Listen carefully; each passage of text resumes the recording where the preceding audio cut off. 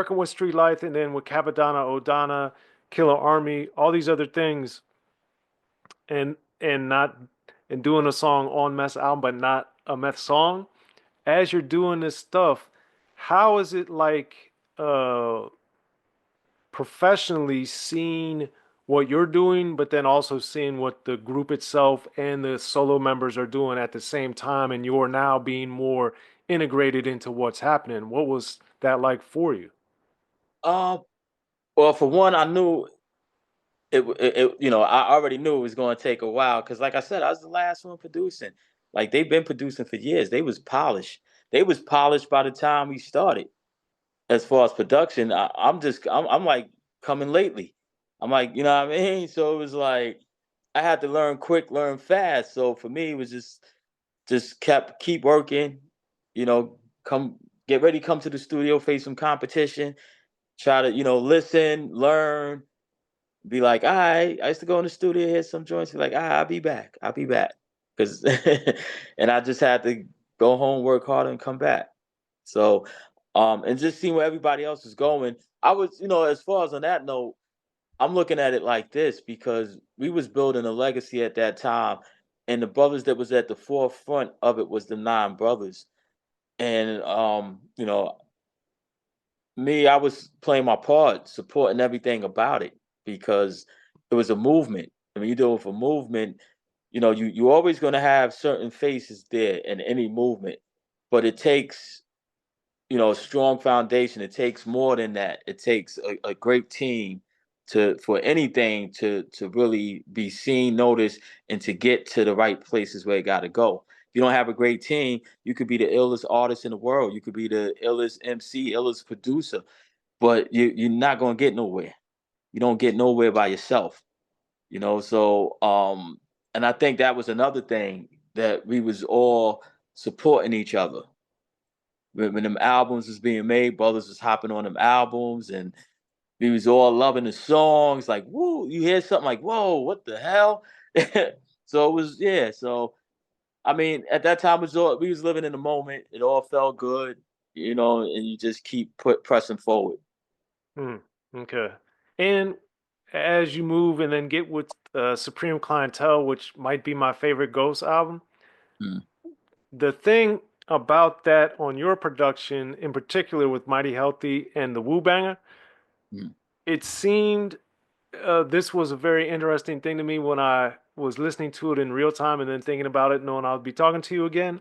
Is those two songs, the Wu Banger sounds much more in line with what was going on in a lot of ways, but Mighty Healthy, because of the breakbeat, there's less music involved and mm. there's scratching, there's all this stuff.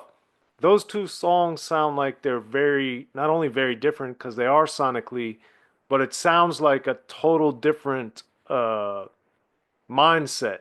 So, do you remember why those two in particular ended up so different? Yeah. For one, it's like you said, it's a mindset. So for me and Ghost, when we was vibing on the park jams. So if Mighty Healthy is like a park jam joint. That's why you got the breakbeat, the substitution. You know what I mean? So that's the joint. I did park jams. You throw that beat on, like that was like that's the beat you throw on with impeach the president. Like, it gets in there. Like you hear Big B, impeach the president, substitution, funky president. And funky president, we actually used a little bit of it in there too, with the hey, you know what I mean? And the karate flick. So yeah, that had more of an element of the park jams, which is what we was trying to do. We was trying to bring the park jam to you. So so it was a chop sound over the break beats, and then that was the first time I ever used a live bassist because the bass is in, put the bass in, tried to do it over, but it felt kind of thin and we was trying to fill it up. We was in his studio trying to fill it up, and I think the assistant engineer who was in there, he's like, "I play bass." Really? Hmm. Yeah, really. So he's like, "All right, let's see what you got." because thunderous is the wrong word, but it does have a different bottom and a different feel to it because of the live musicianship. Yeah.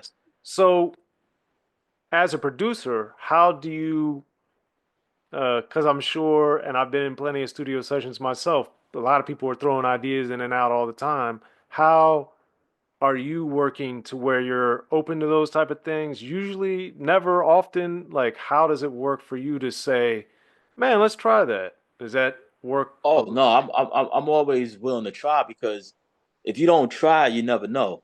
So like musically, sonically, whatever, it's like, all right, well, let me hear what it sounds like. I mean, the worst that can happen is that you wasted a little bit of time. Best thing that can happen is you created something dope. Is So mighty healthy. yeah, yeah, mighty healthy. So that's the difference. Like in Wu Banger one on one, that was like, you know, that's like easy acrobats. Well, that was like right in pocket to me. Yeah, yeah, yeah, yeah, yeah. So and the crazy thing about that is that even like with Wu Banger one on one, like I said, me and Ghost we talked on that, right? Wu Banger one on one originally, right? I guess I could say this now because I said it the other night too. It was originally a GZA record. Well, I was surprised because he was on it, Yeah, because that was, as you're well aware more than most, like he didn't do that many appearances on people's stuff. So I was like, whoa, what's he doing on here?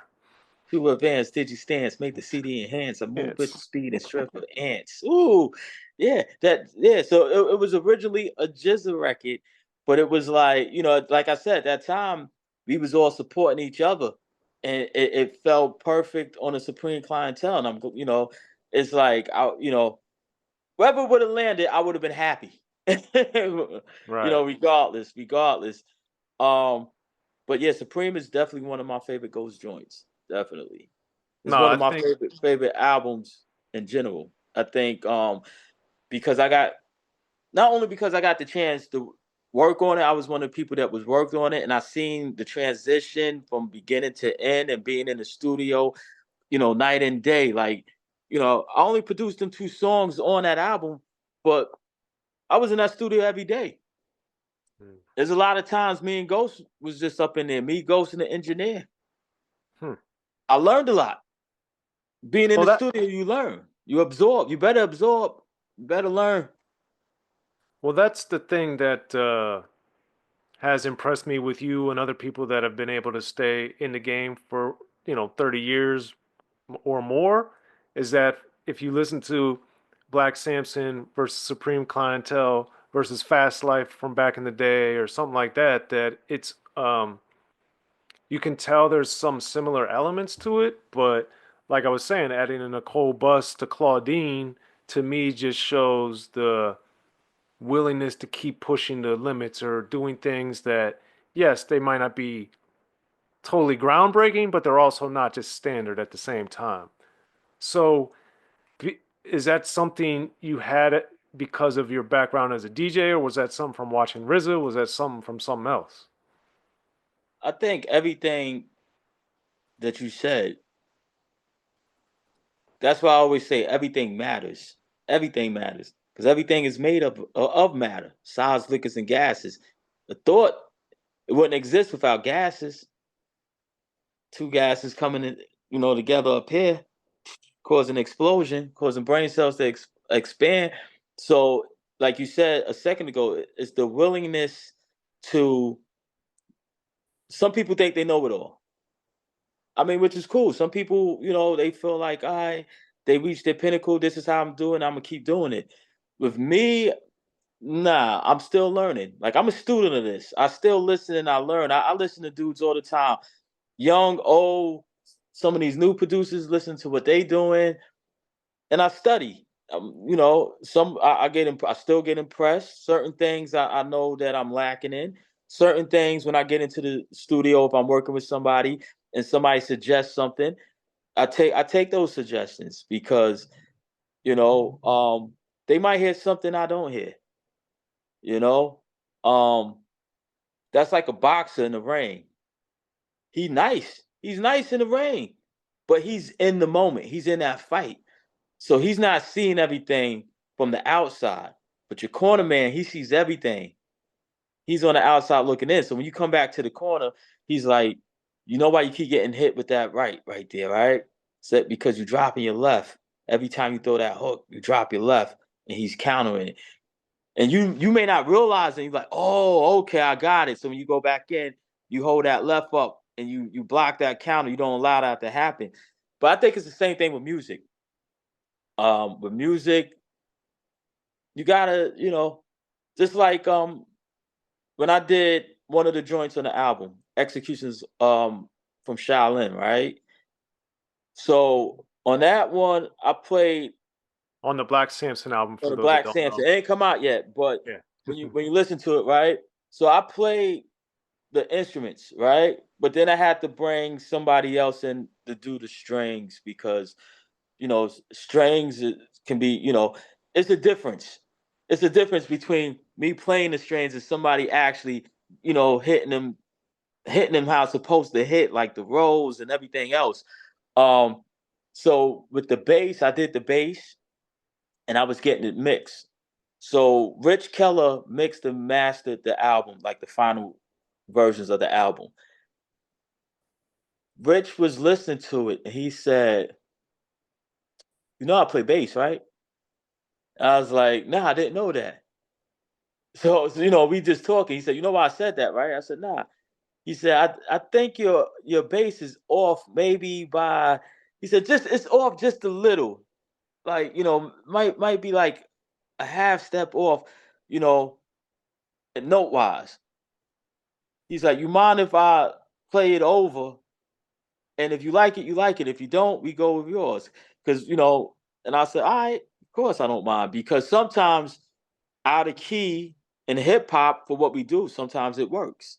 Because it sounded great to me the way it Okay. was. In my ear, I'm thinking I'm playing the right note, and I was off by this much. But when he played it, I heard the difference. I said, "Wow!" I said, "You know what? We keeping yours. We keeping yours." you know, Mighty Healthy Part 2.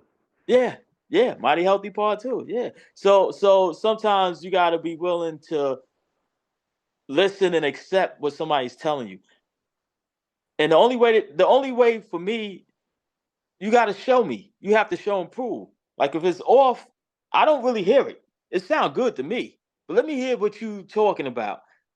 And he showed me, and I was like, you know what? You're right. It's like so sometimes just a little, like just that little bit helps tremendously.